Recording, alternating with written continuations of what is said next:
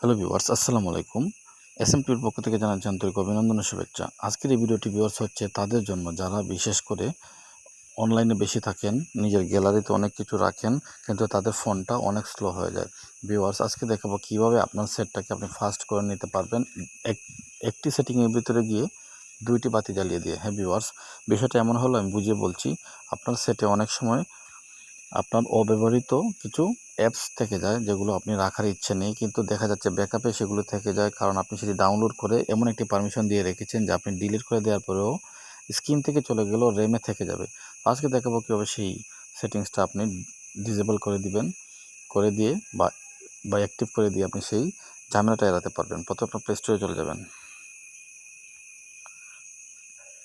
Play স্টোরে যাওয়ার পরে দেখতে পাচ্ছেন প্লে স্টোরে চলে গেলাম। ডান পাশে চিহ্নতে ক্লিক করে দেবেন, চ্যানেলের চিহ্ন হোক আর আপনার চিহ্ন হোক। তারপরে আপনারা দেখতে পারবেন সেটিংস অপশনটা আছে, ঢুকে যাবেন সেটিংসে। তারপরে জেনারেলে ক্লিক করবেন, উপরের দিকে দেখতে পাচ্ছেন 2টি বাতি নিবানো আছে। এই যে 2টি বাতি অ্যাক্সেস অটোমেটিক্যালি আর্কাইভ অ্যাপস, এটা জ্বালিয়ে দেবেন এবং নিচেরটাও জ্বালিয়ে দেবেন।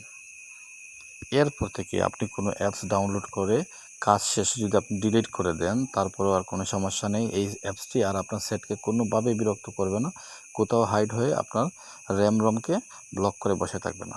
তো ভিউয়ার্স, এই ভিডিওটি আপনাদের জন্য যারা বেশি ইন্টারনেটে বিভিন্ন জিনিস রাখেন তাদের জন্য, এবং যাদের মেমোরি গ্যালারি সব কিছু ফুল হয়ে যায়, এই সমস্যায় পড়েন তাদের জন্য। আশা করি ভিডিওটি ভালো লেগেছে। ভালো লেগে থাকলে এই 2টি বাটন অন করে দেওয়ার মাধ্যমে আপনারা এই সমস্যাকে এড়িয়ে চলবেন বা সমস্যা থেকে মুক্তি পেয়ে যাবেন এবং এসএমটিভির পাশে থাকবেন। এসএমটিভি আপনাদের টিভি, এসএমটিভিকে সাবস্ক্রাইব, লাইক এবং শেয়ার দিয়ে সাহায্য করবেন। আসসালামু আলাইকুম।